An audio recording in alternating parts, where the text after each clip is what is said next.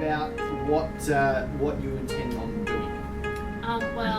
Both of us have, obviously in a husband-wife team, you don't always have complementary gifts. He is very hands-on with the kind of work that he does, and his service heart is amazing. So in that regard, he is going to be working directly with the, they don't like to call them homeless, but I think that word will serve for today. And those children and, it's actually teenagers and young adults in universities who are suffering with the pressures of academic life, and obviously the suicide rate, as we've said, second only to Brazil, and it's a big issue for them. For me, mine will be more inside the church, which is interesting. Not what I anticipated, but so I will be working. What did you anticipate?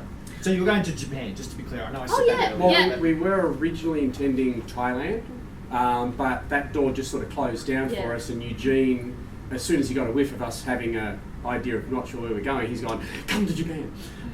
So we had a lot of different ideas originally, because of Thailand's a completely different field, of course. Yes. So when we hit Japan, we're like, what are we going to do? So we had to have a good discussion with Eugene and Fiona to sort of like, how was it so different, which it is just completely different. So Eugene and Fiona are the missionaries, the field workers that are already in Fukuoka. Yes, Waku Life Church. Yes. Sounds like you're swearing there. Where is it? Waku Life Church. Waku basically stands for great excitement. Yeah, trembling with excitement. It's in Fukuoka, which is on the southern island of Kyushu, down on the south of Japan. Okay. Yeah. So Fukuoka. Fukuoka. Yeah. They don't really say it carefully. Yes, don't get too carried away. So what was it that you were intending on doing?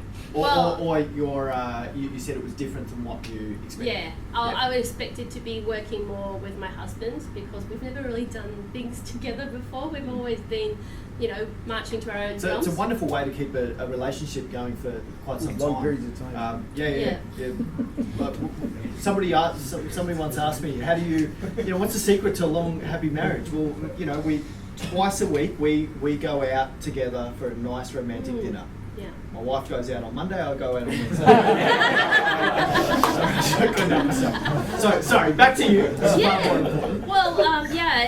Eugene and Fiona are very impressed with the fact that I've done nearly every single job in the church apart from pastor. No, that is not a thing for me wanting to do, but you never know. So I'm going to be working more in the church. He knows that I have a gift for languages.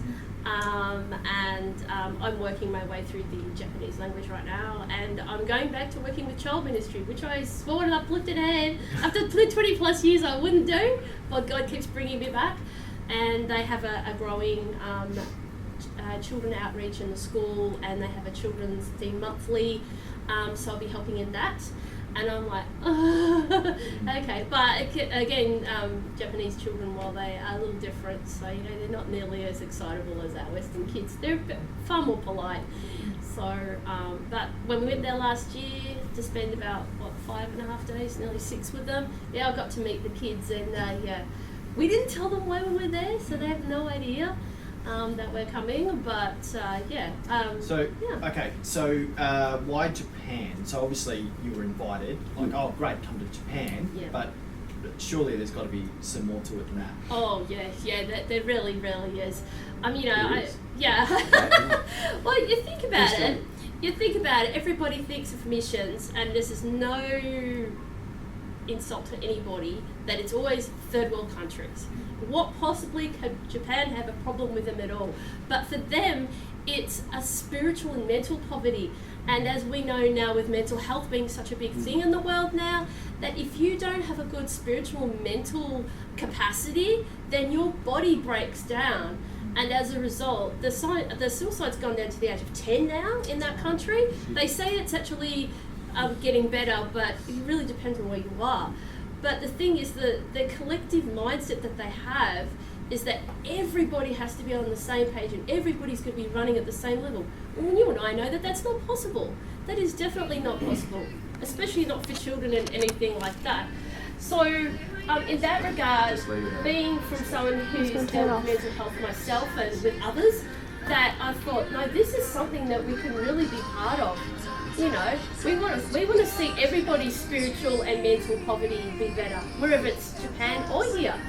But for them, it's really important. They don't know God. They're 97% atheists. As I think news reports said, people going to the Buddhist the shrines now are being rented out to foreigners because the Japanese are abandoning that faith in droves. They just don't have any faith whatsoever. So we felt from that point of view, why Japan? Why not? And that's pretty much our catch cry. And for me, it was when Eugene first threw up the idea, I was like, what can I do there? Because Julie's the academic, I'm the more practical. So in Japan, I was thinking there's not going to be a lot for me. And it wasn't until we started talking and doing a bit more research.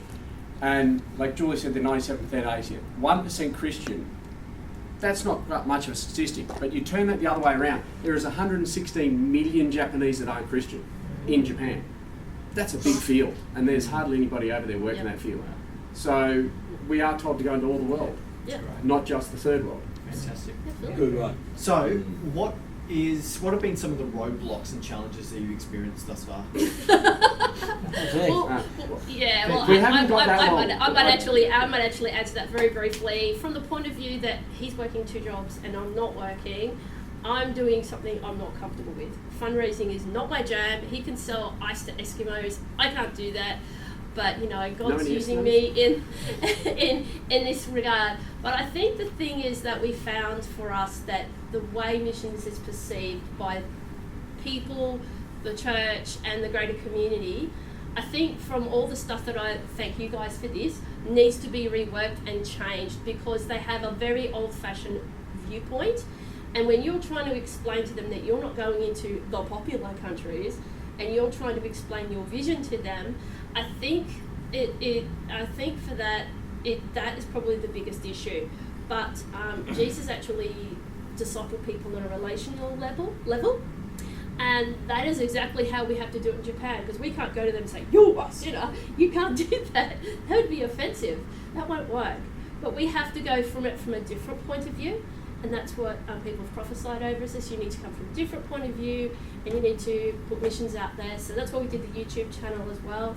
It might seem more academic because I've just finished a degree, but we felt that was important to educate people how important missions is, and that you need to expand your mindset on it and not put in the box. And one other little part on that was the major part of our roadblock has been the way ACCI are processing missionaries on the field.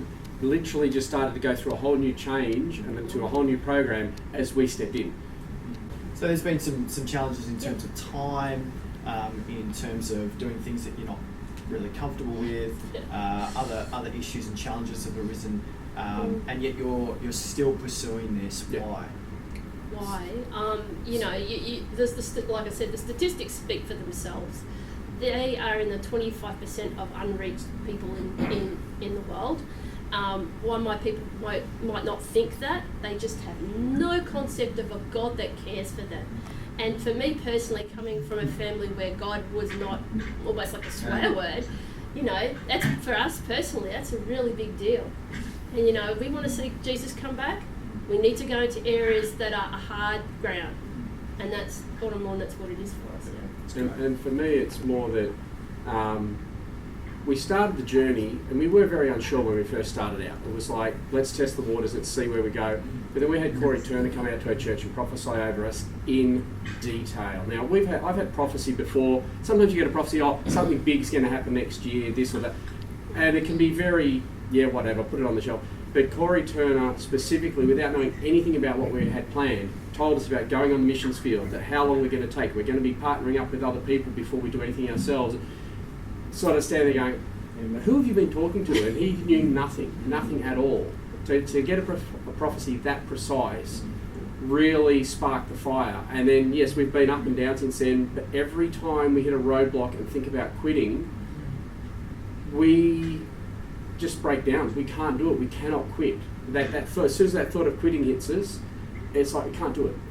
We have to keep going. Keep coming back to that, the word of the Lord and what you feel God calling you to. That's fantastic.